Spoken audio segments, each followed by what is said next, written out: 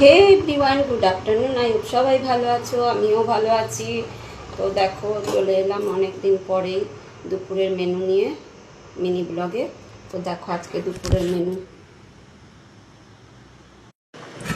এই যে ভাত,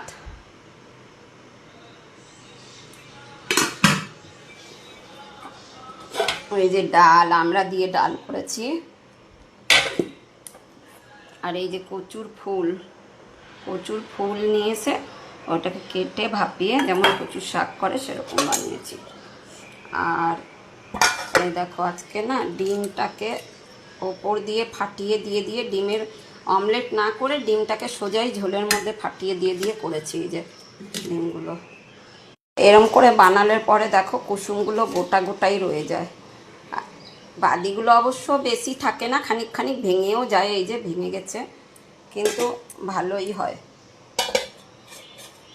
তো আজকে দুপুরের মেনু এতটাই। তো সবাই ভালো থেকো, সুস্থ থেকো, তোমাদের সুস্থতা কামনা করে ব্লগটা শেষ করলাম। বাই বাই, আবার দেখা হবে পরের ব্লগে।